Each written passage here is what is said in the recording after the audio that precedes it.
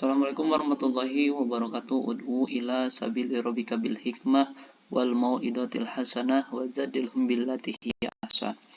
Oke, langsung saja ya. Di sini saya akan menyampaikan metode pembelajaran mufham mudah dan paham AKPK agama untuk guru AKPK agama keagamaan perdalaman kitab.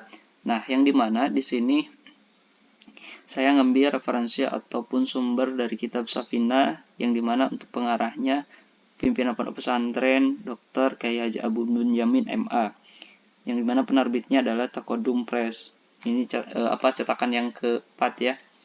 Oke, langsung saja pada prolog untuk mengenai sekilas tentang kitab Safinah.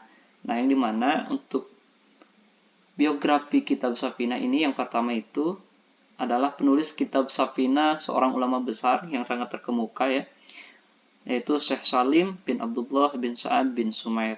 Nah, yang dimana beliau adalah seorang ahli fikih dan tasawuf yang bermazhab Syafi'i.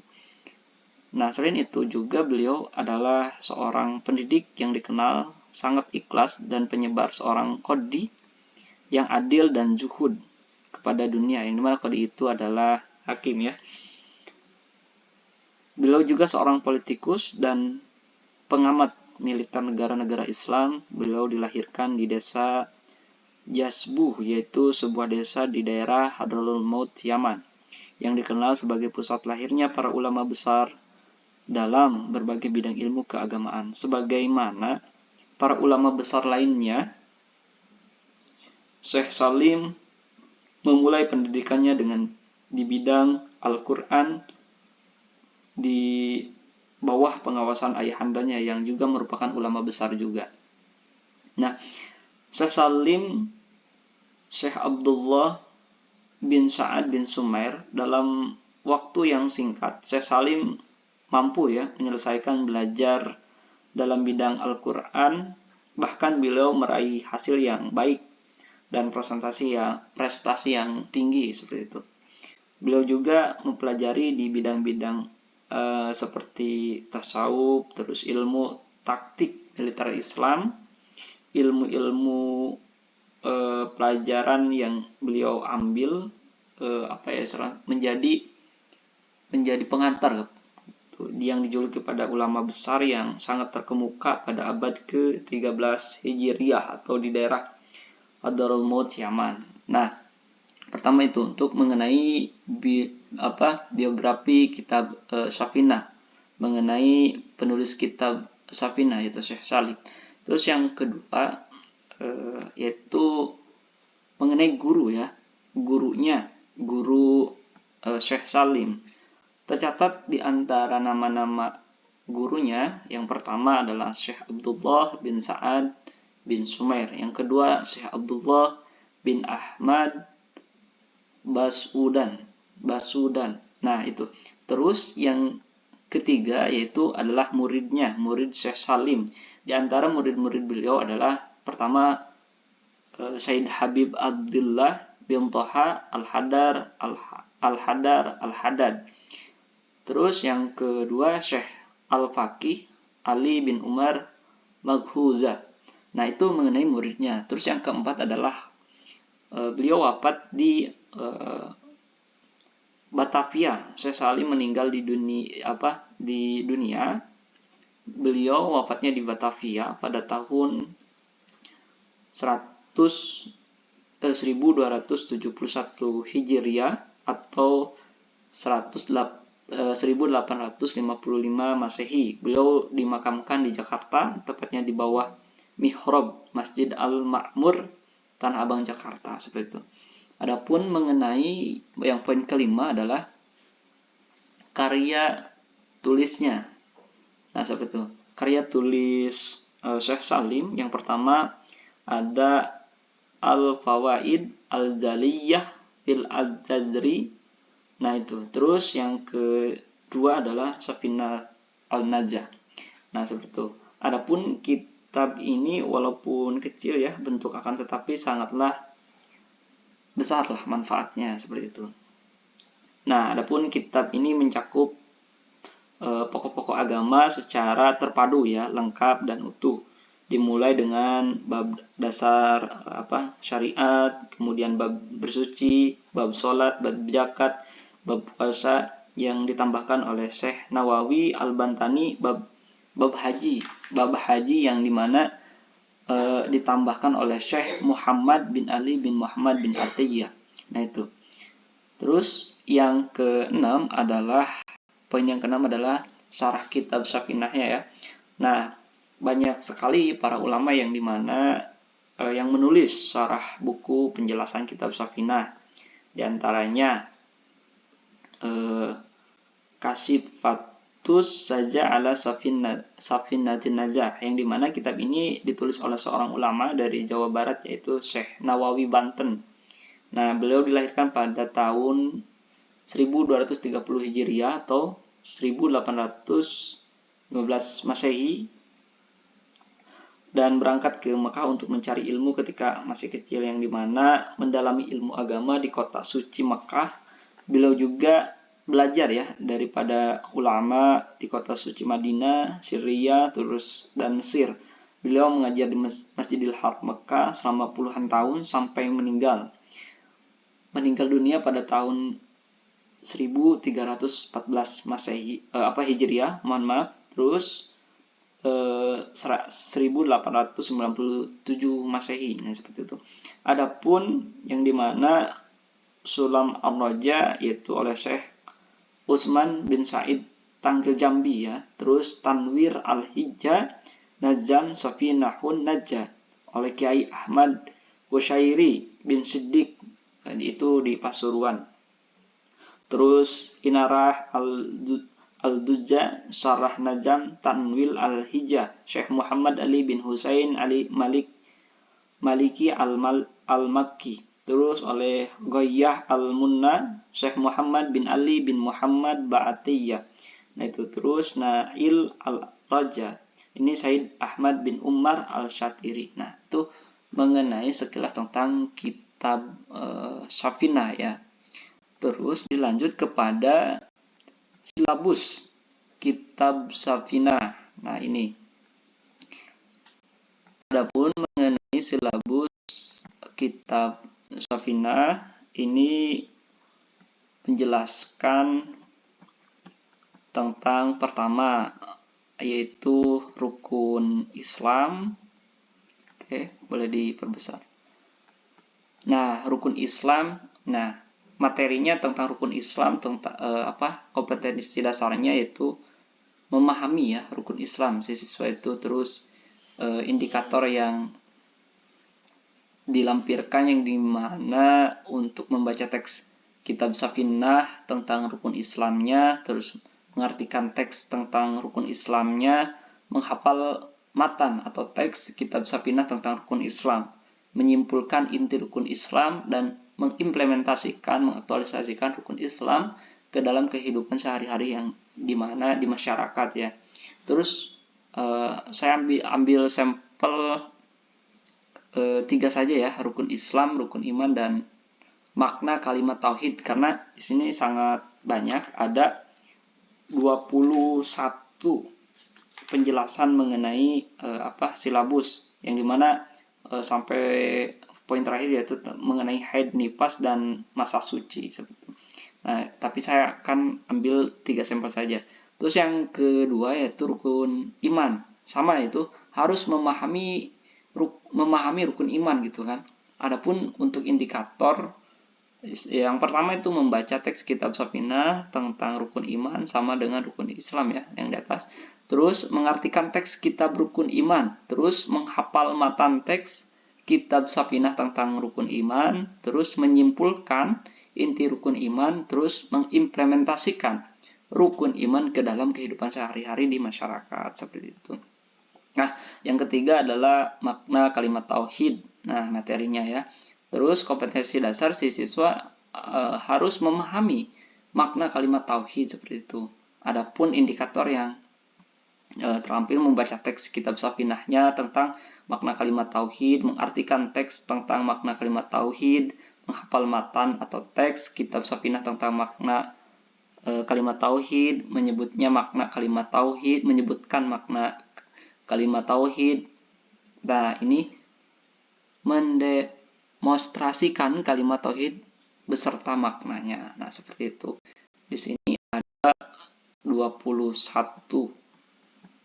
silabus. Nah, yang terakhir ada haid, nifas, dan masa suci. Nah, ini sama memahami haid, nifas, dan masa suci siswa itu. Terus membacakan teks kitab Safinah tentang haid, nifas, dan masa sucinya. Ini perihal indikatornya.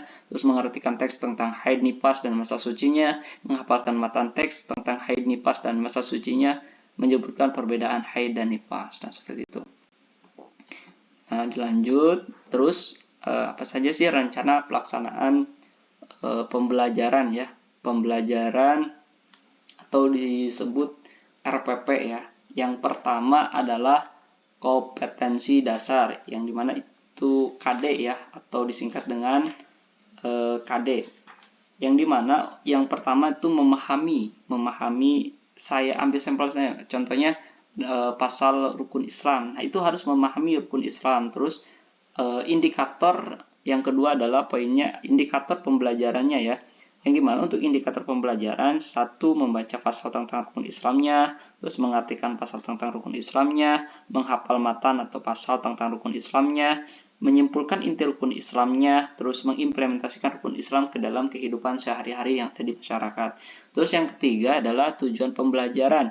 Nah, untuk tujuan pembelajarannya dengan menggunakan metode mufham, yang dimana mufham itu mudah dan paham. Nah, siswa mampu memahami ya rukun Islam dengan benar. Nah, seperti itu. Nah, adapun metode pembelajarannya poin 4 yaitu mufham. Nah, metode pembelajarannya adalah mufham. Mufham tadi yang saya jelaskan bahwasanya mudah dan paham. Nah, ini untuk pemula ya. Terus media pembelajarannya media pembelajarannya yang pertama adalah buku paket ya, kitab Safinah jilid 1, terus kamus bahasa Arab. Cuma saya ketika masuk ke kelas membawakan kitab Safinah sama buku kitab Safinah ya, yang metode mufham ini. Terus adapun materi pembelajarannya, saya ambil satu untuk materi pembelajarannya tentang pasal rukun Islam. Nah, yang dimana contoh arkanul islami, rukun-rukun Islam, khamsatun ada 5, syahadatun yang pertama bersaksi meyakini bahwasanya sesungguhnya la ilaha tiada Tuhan yang wajib disembah illallah kecuali Allah, wa anna Muhammadan dan sesungguhnya Nabi Muhammad sallallahu alaihi wasallam Rasulullah adalah utusan Allah, wa iqumus sholati dan mendirikan salat, wa ita'uz zakati dan membayar zakat, wa saumu ramadhana dan puasa Ramadan, wa hijjul baiti dan menunaikan ibadah haji man bagi orang istata'a yang mampu ilahi ke Baitullah sabilan di perjalanan. Nah, ini salah satu saya ambil sampel mengenai materi pembelajaran. Ambil sampel rukun Islam. Nah, ini nanti siswa mengulanginya 3 kali ya. Per kalimat 3 kali dan artinya. Nah, terus lanjut kepada langkah-langkah kegiatan pembelajaran.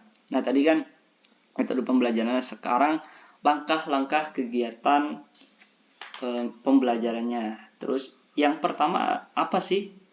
Yang pertama adalah mukodimah, yang dimana mukodimah di sini guru mengkondisikan siswa untuk tenang ya dan siap menyimak pembelajaran. Nah, ya terus yang kedua, guru mengajak siswa untuk berhamdalah dan bersolawat kepada Nabi Muhammad SAW. Terus yang ketiga adalah guru membacakan hadrah dan tawasul kepada para ulama khusus untuk penyusun kitab Safinah. Nah, itu. Adapun nanti untuk aktualisasi ataupun prakteknya saya akan kirimkan ya berbentuk YouTube juga nanti di share ataupun dibagikan.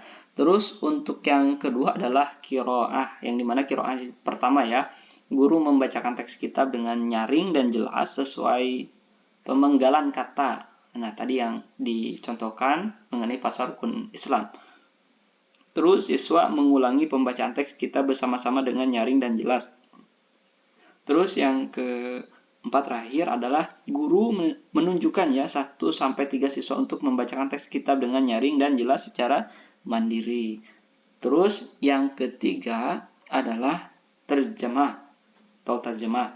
Yang pertama, guru membacakan teks kitab sesuai penggalan dan siswa membacakan terjemah dari kata tersebut diulangi minimal 3 kali. Nah, seperti itu. Terus yang kedua, guru menunjukkan kelompok siswa tertentu untuk membacakan teks dan kelompok lainnya membacakan terjemah, misalnya kelompok berdasarkan barisan duduk, atau jenis kelamin bisa, atau siapa yang mau duluan gitu, misal kelompok 1 atau kelompok 2 gitu. Terus yang ketiga adalah guru menunjuk beberapa siswa secara berpasangan ya untuk membacakan teks dan terjemah secara bergantian. Pilih siswa yang terlihat kurang memperhatikan, seperti siswa yang kurang memperhatikan supaya dia lebih memperhatikan gitu kan ketika guru menjelaskan seperti itu. Adapun yang terakhir, yang keempat adalah siswa secara bersama-sama membacakan kembali ya teks, kitab, dan terjemahnya. Satu kalimat terus diulangi gitu sampai 3 kali. Terus yang keempat, poin yang keempat adalah makna. Nah, yang dimana pertama tuh guru membimbing ya siswa untuk membaca penjelasan kitab yang ada dalam buku terjemaah dengan batasan waktu 3 menit per halaman seperti itu. Adapun yang kedua, guru menyiapkan pertanyaan ya untuk mengevaluasi pemahaman siswa terhadap bacaannya. Nah, terus ketiga, guru menunjukkan beberapa siswa untuk menjawab pertanyaan seperti itu. Dan guru menjelaskan kandungan kitab sambil berdiri ya, memperhatikan keadaan siswa ataupun istinshot ya, yang dimana supaya siswa memperhatikan apa yang telah dijelaskan oleh guru seperti itu. Terus yang kelima adalah guru memberikan kesempatan kepada siswa-siswi untuk bertanya. Terus yang terakhir, poin ke-6, yang dimana guru membimbing ya siswa untuk melakukan mudzakarah, yang dimana mudzakarah di sini adalah bermusyawarah siswa ke siswa yang dimana dibagi kelompok gitu kan, bermusyawarah. Terus pembelajaran tanpa adanya guru, bermusyawarah antara siswa ke siswa seperti itu. Terus mudzakarah dengan bisa dikatakan dengan teman sebangku atau teman berbeda bangku seperti itu. Yang penting berkelompok gitu kan ya.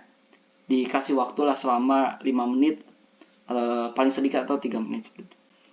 Adapun yang yang kelima ya, tamrinat. Tamrinat itu guru menentukan teks kitab yang menjadikan konsep kunci untuk dihafal siswanya seperti itu. Nah, terus siswa menghafal dengan pola 10 kali ya, melafalkan dengan membuka mata dan melihat teks kitab, 3 kali melafalkan dengan menutup mata dan atau menutup kitab supaya lebih paham dan lebih mengerti gitu. Untuk melafalkan teks pada kitab Safina seperti itu. Adapun siswa harus mengerjakan latihan dalam buku terjemah. Nah, seperti itu. Yang sudah terjemahnya, bukan kitab gundulnya seperti itu. Terus guru mengoreksi ya, memberikan nilai hasil pekerjaan siswa. Terus guru menguji secara lisan hafalan dan makna teks kitab.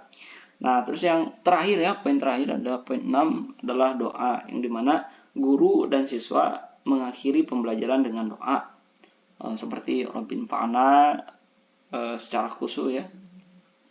Terus guru harus lebih khusyuk daripada siswa secara lahir dan batin. Guru dan siswa membacakan doa kifarat majlis, dan terakhir guru menutup dengan salam seperti itu. Adapun mengenai penilaian untuk siswa ya, yang pertama adalah skala sikap ya. Di sini skala sikap guru memberikan penilaian 30. Terus yang kedua adalah kejelasan dan kedalaman informasi. Nah, kejelasan dan kedalaman informasi poinnya 40. Terus yang ketiga yaitu tentang keaktifan dalam mudzakarah. Nah, di sini musyawarah, tukar pikiran, belajar bersama tanpa guru ya, atau belajar bersama gurunya bisa. Nah, itu saja yang saya dapat sampaikan mengenai prolog ataupun 3 poin yang saya sampaikan mengenai sekilas tentang kitab Safinah, terus mengenai sekilas tentang kitab Safinah, terus mengenai silabus ya, mengenai silabus kitab Safinah, terus rencana pelaksanaan pembelajaran di kitab Safinah. Cukup sekian. Assalamualaikum warahmatullahi wabarakatuh.